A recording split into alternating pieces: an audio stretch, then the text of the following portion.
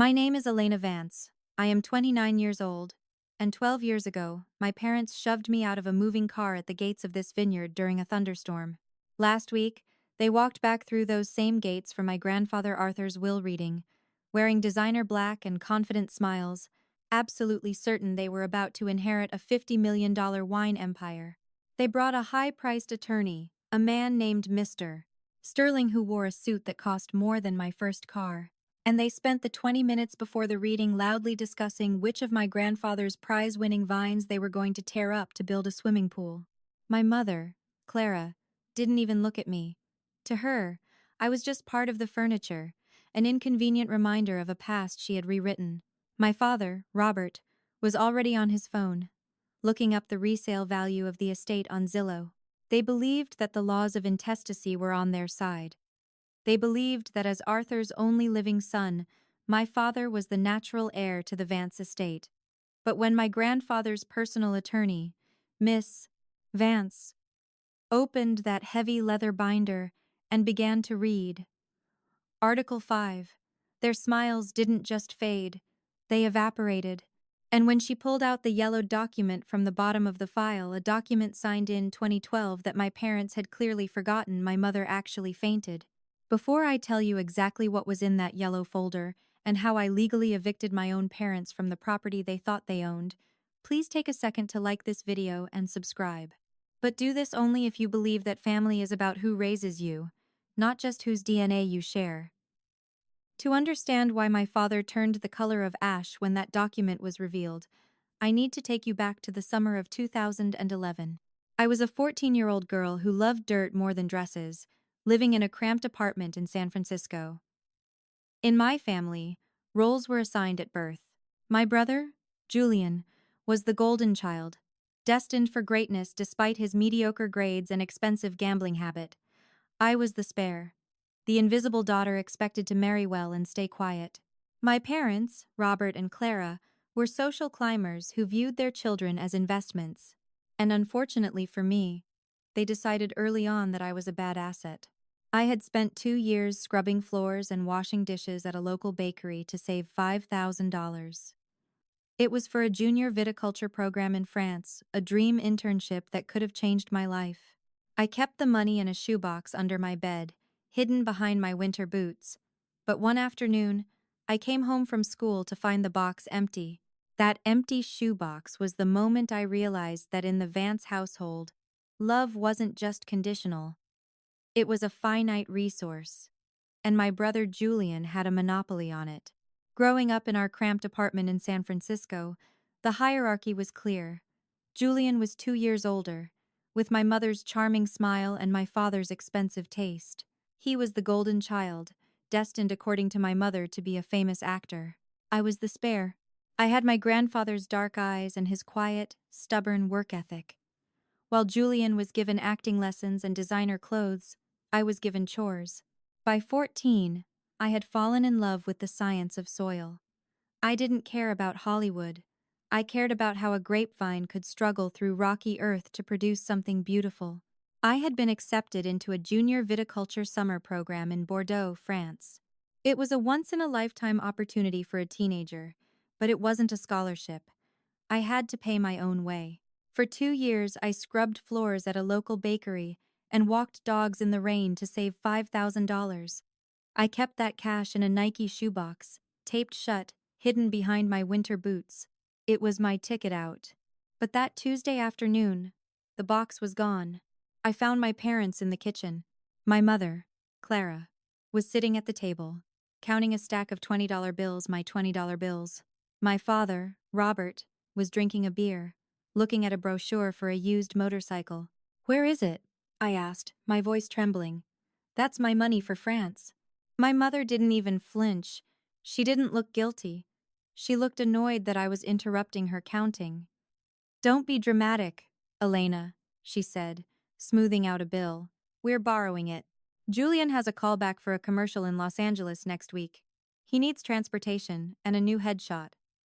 This is an investment in his future. But I leave in 3 weeks," I said, tears stinging my eyes. "I worked for 2 years for that. It's mine. Julian needs it now." my father cut in, his voice low and dangerous. He's going to be a star. What are you going to do in France? Play in the dirt? It's a hobby, Elena. Julian's career is a reality. It's theft! I screamed. I grabbed for the money on the table, desperate and angry. My father stood up. He towered over me. A man who had never achieved anything on his own but demanded absolute respect in his house. He grabbed my wrist. Hard. Listen to me, he spat. In this house, we support each other. If family means stealing from a 14-year-old, I shot back, finding a courage I didn't know I had, then I don't want to be part of this family. The room went silent. My mother stopped counting. My father's face turned a shade of red I'll never forget. I thought he was going to hit me. Instead, he did something worse. He walked to the front door and opened it. Fine, he said, his voice terrifyingly calm. If you don't want to be part of this family, then you can leave. Go see if your precious grandfather wants a selfish brat like you. I stood in the hallway, stunned. I expected a timeout. I expected to be grounded. I did not expect my mother to walk into my bedroom, dump my clothes into a single suitcase, and zip it shut with a finality that sounded like a gunshot. Get in the car, she said. Her voice wasn't angry anymore. It was cold, efficient, and terrifyingly resolved. The drive to Napa Valley usually took an hour, but that night, in the middle of a torrential downpour, it felt like an eternity. I sat in the back seat of our gray sedan, clutching my backpack. My father drove in silence, his knuckles white on the steering wheel. My mother stared out the window, refusing to look at me even in the rearview mirror. They didn't act like parents disciplining a child. They acted like business partners transporting a defective product to the returns department. When we reached the heavy iron gates of the Vance estate, my father didn't punch in the code. He stopped the car right there on the shoulder of the road. The rain was lashing against the windshield, blurring the vineyards beyond into dark, twisted shapes. Get out, he said, unlocking the doors. Dad, it's pouring, I whispered. You wanted to be independent, Elena, my mother said, finally turning to face me. Her eyes were completely void of affection. You chose your little gardening hobby over your brother's future. So go ahead, go live with that old man. You're his problem now. I stepped out into the rain. Before I could even close the door, my father threw my suitcase onto the muddy gravel next to me. Don't come back until you learn your place, he yelled over the sound of the storm. Then, he hit the gas. I stood there, shivering in a thin hoodie, watching their taillights fade into the mist. They didn't tap the brakes. They didn't look back. They simply erased me. I turned toward the gate, preparing to climb it, but it was already opening. Standing at the end of the long driveway, under a large black umbrella, was my grandfather Arthur. He must have seen the headlights. He must have known. He didn't run to me. He walked with the slow, deliberate pace of a man who owned everything he walked on. When he reached me, he didn't ask what happened. He didn't ask why my parents had just abandoned a 14-year-old girl in a storm. He looked at the taillights disappearing down the highway, then looked at me. They finally showed their hand, he said, his voice gravelly and low.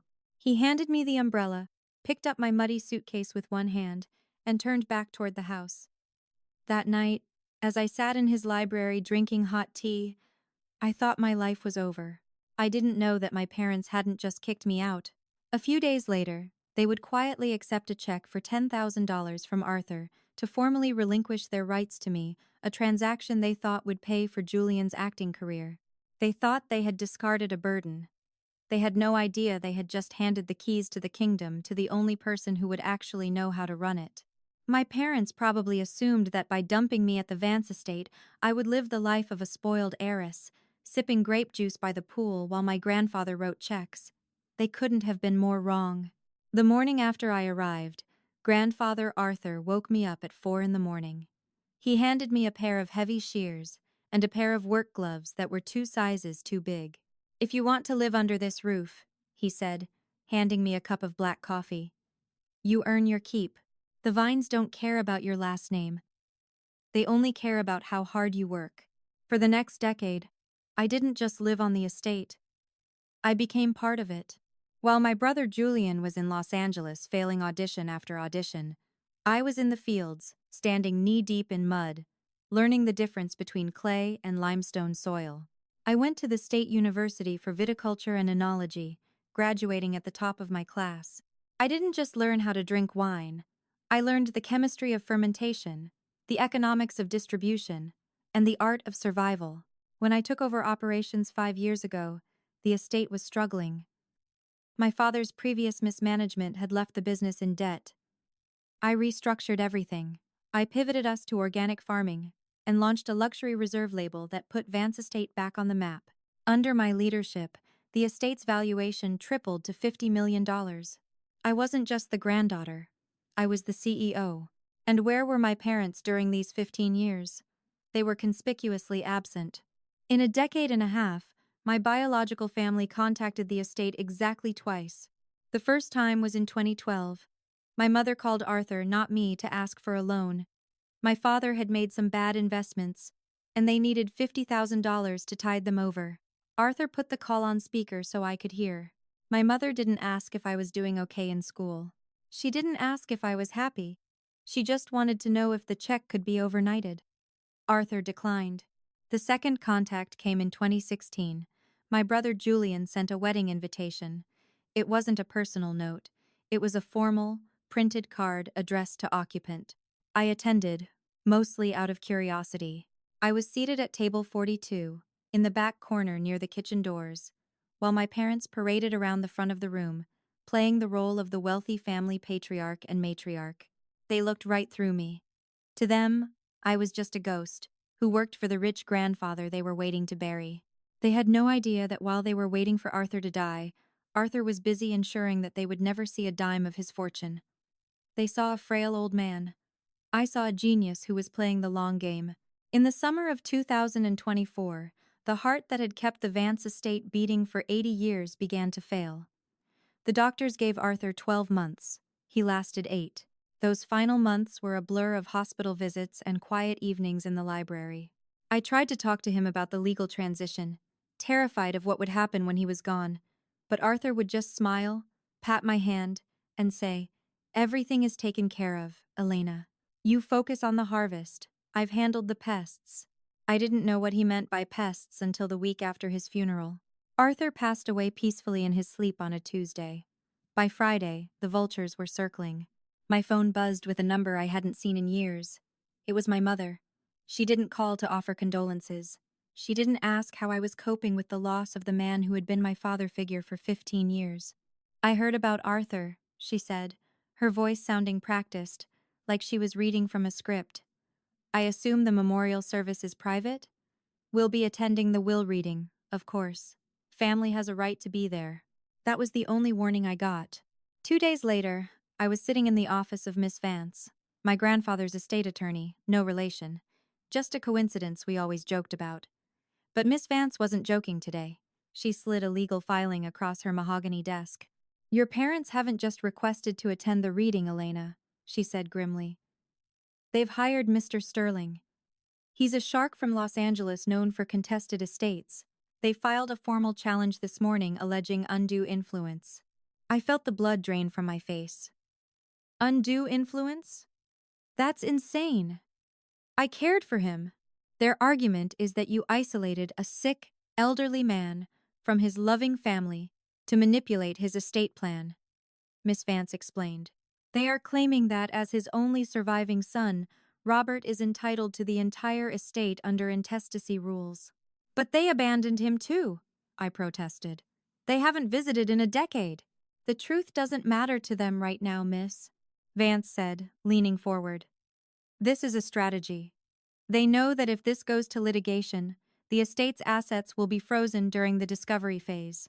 That could take 18 months. My stomach dropped. We were 3 weeks away from the harvest. If the estate accounts were frozen, I couldn't pay the pickers. The grapes would rot on the vine. The business would go bankrupt before a judge even heard the case. My parents were betting that I would pay them a multi-million-dollar settlement just to make them go away so I could save the winery. "They are holding the harvest hostage," I whispered. Miss Vance watched me panic for a moment. Then she opened a drawer and pulled out a yellowed folder. A small, dangerous smile played on her lips, the same smile Arthur used to have when he won a game of chess. "They are trying to play poker, Elena," she said softly. "But they don't know that Arthur stacked the deck 15 years ago. Let them come to the reading. Let them bring their shark." We are back in the present day. The library of the Vance estate smelled of old leather and beeswax. Outside, the summer sun was beating down on the vineyards, ripening the grapes for a harvest my parents were plotting to steal. Inside, the air conditioning was set to a chilling 65 degrees. I arrived 15 minutes early, wearing a tailored navy suit. I sat to the right of Miss Vance's desk, my hands folded on my lap, channeling a psychological technique called gray rock. The goal was to be as uninteresting and unresponsive as a rock, giving narcissists no emotional fuel to feed on. At 2 o'clock exactly, the double doors opened. My mother, Clara, entered first. She was wearing a black designer dress and a wide-brimmed hat that looked more appropriate for the Kentucky Derby than a private legal proceeding. She was dabbing at dry eyes with a lace handkerchief. Behind her was my father, Robert, looking around the room with the critical eye of a landlord inspecting a rental property. Bringing up the rear was my brother, Julian, checking his watch, and Mr. Sterling, their shark attorney, carrying a briefcase that looked like it cost more than my first car. "Elena," my mother said, stopping in front of me. Her voice was dripping with a performance of maternal concern. "You look tired. This whole ordeal, taking care of a sick man all alone. It must have been so draining. We're just here to make sure things are set right." I didn't blink. "I'm fine, Clara. Take a seat." She stiffened at the use of her first name. Mr. Sterling stepped forward, placing a hand on the back of the heavy oak chair at the head of the table. "Mrs. Vance will be sitting here," he announced smoothly. "Actually," Miss Vance said, not even looking up from her files, "that chair is reserved for the executor. The guest seating is arranged along the wall." Mr. Sterling's smile faltered for a fraction of a second. My father scoffed. "We aren't guests. We are the immediate family. For the purpose of this meeting, you are attending parties." Miss Vance corrected him sharply. "Please, sit down so we can proceed." Reluctantly, they took their seats at the periphery of the room. Julian pulled out his phone, hiding it under his knee. I could see the reflection in the glass of the bookcase. He was on Zillow, looking up Napa Valley estate comps. He was already spending the money. Miss Vance cleared her throat. "This is the last will and testament of Arthur William Vance. Before we begin the inventory, I would like to enter into the record a psychiatric evaluation conducted by Dr. Eris Thorne 3 days prior to the signing of this document." Mr. Sterling's head snapped up. "The evaluation confirms," Miss Vance continued, locking eyes with the opposing lawyer, "that Mr. Vance possessed full testamentary capacity and was under no undue influence at the time of execution." I watched my parents exchange a nervous glance. Their entire legal strategy hinged on proving Arthur was senile. Miss Vance had just cut the legs out from under them before reading a single line of the bequests. "The estate includes the Vance Winery, 50 acres of prime agricultural land, and liquid assets," Miss Vance read, "with a combined valuation of $52 million. My mother let out a small, greedy gasp. She leaned forward, ready to receive her prize.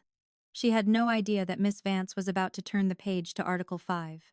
The silence in the library was heavy, the kind that usually precedes a thunderstorm. Miss Vance didn't look at my parents. She simply adjusted her reading glasses and began to read Article 5 in a voice devoid of emotion. "Regarding my son, Robert Vance," she read, "I make no provision in this will for him, for reasons I wish to be clearly stated and entered into the legal record." My mother's gasp was audible. My father froze, his smile dying instantly. "In May of 2005, Miss Vance continued, Robert requested a loan of $200,000 to fund a commercial real estate venture. He signed a promissory note guaranteeing repayment of the principal plus 4% interest within 5 years. I watched my father's face turn a sickly shade of gray. I remembered 2005. That was the year he bought a vintage Porsche and took my mother to the Maldives, claiming his investments were paying off. We didn't know the investment was actually a handout from Arthur. Miss Vance looked up from the document, staring directly at my father. 19 years have passed, Robert. The records show that not a single dollar of that principal has been repaid. The accrued interest now exceeds $150,000. That was a gift! My father shouted, slamming his hand on the armrest of his chair. He gave me that money. He was my father. I have the original promissory note here, miss, Vance said calmly, holding up a document preserved in a plastic sleeve. It is signed by you, notarized, and clearly labeled personal loan. Arthur kept it in his top drawer for 2 decades, waiting for you to honor your word. You never did. Mr. Sterling, their high-priced attorney, looked at his client with sudden alarm. You didn't tell me there was a documented debt, Robert. It doesn't matter, my father sputtered, standing up. Even if I owe the money, the estate is worth $50 million. Deduct the $300,000 and give me the rest. I am his only son. Under the law, I am the rightful heir to the remainder of the estate. Miss Vance placed the promissory note back on the desk with deliberate care. She looked at Robert with a mixture of pity and professional disdain. Actually, she said, that debt is merely the explanation for your exclusion, not the mechanism of it. Arthur didn't disinherit you because you owe him money. He disinherited you because you are not his next of kin. My father laughed, a harsh, nervous sound. No, Miss Vance agreed, reaching for the yellow folder that had been sitting at the bottom of the stack. We cannot change DNA. But as you well know, Robert, the law recognizes bonds stronger than blood, and you severed your bond a long time ago. She opened the yellow folder. Miss Vance opened the yellow folder with the precision of a surgeon. She didn't look at my father. She looked at Mr. Sterling, the shark attorney who was suddenly sweating in his expensive suit. You argue that blood guarantees inheritance, Miss Vance said, her voice cutting through the humid air of the library. But the law requires legal standing, and on October 14, 2012, Robert and Clara Vance voluntarily surrendered theirs. She slid a document across the mahogany table. It wasn't a copy. It was the original, the ink still stark against the heavy bond paper. This is a voluntary relinquishment of parental rights, Miss Vance announced. File number 2012GH5847. In exchange for a payment of $10,000, which Arthur recorded as settlement for gambling debts, you both signed away all legal rights and responsibilities regarding Elena. My mother, Clara, went white. We were desperate. It was just a formality to stop Arthur from nagging us about tuition. It didn't mean anything. It meant everything to the court, Miss Vance corrected her. Because exactly 30 days after you cashed that check, Arthur filed a second petition. She pulled the final document from the folder. File number 2012AD3291. Miss Vance read. Decree of adult adoption. The room went dead silent. Even Julian stopped checking Zillow on his phone. On November 15, 2012, Miss Vance continued. Arthur William Vance legally adopted Elena. Since her biological parents had already relinquished their rights, the court granted the petition immediately. In the eyes of the law, Robert, you are no longer Elena's father. You are her legal brother. My father stood up, his chair scraping violently against the floor. That's a lie! You can't adopt your own granddaughter. You can when the parents have abandoned her, Miss Vance said, her eyes cold. Arthur didn't just take Elena in. He made her his daughter. Which brings us to the final clause of the will. She turned the page to the end of the document. Article 7. Designation of sole beneficiary. I hereby bequeath the entirety of the Vance estate, including the winery, the land, and all liquid assets, to my daughter, Elena Vance. I watched the realization hit my parents like a physical blow. They hadn't just lost a lawsuit. They had been outmaneuvered by a man they thought was senile for over a decade. It's over, Robert, Miss Vance said, closing the binder. You aren't a disinherited son fighting for a share. You are a legal stranger to this line of succession. You have no standing, no claim. And thanks to that $10,000 check you were so eager to cash 12 years ago, you have no daughter. Mr. Sterling quietly closed his briefcase. He knew a lost cause when he saw one. But my mother wasn't done. She looked at me, her eyes filling with tears that I might have believed if I was still 14 years old. For a long moment, the only sound in the library was the hum of the climate control system protecting the rare books and the sound of my mother's world crumbling. "This is insane," my mother whispered, her voice trembling. "You can't just erase us. We are your family. We are your blood." Mr. Sterling, their attorney, was already packing his briefcase. He looked at my father with pure disdain. "You told me you were the next of kin. You didn't tell me you signed a relinquishment of rights, and you certainly didn't tell me about the adoption decree." "It was a formality!" my father shouted, turning on his own lawyer. "You don't pay me enough to commit perjury," Mr. Sterling snapped. He snapped his briefcase shut. "Miss Vance, Elena. My apologies for the disruption. I will be withdrawing my representation effective immediately." He didn't wait for a response. He walked out of the double doors, leaving my parents and Julian alone in the room with the daughter they had discarded and the lawyer who had outsmarted them. My mother stood up, wiping her eyes.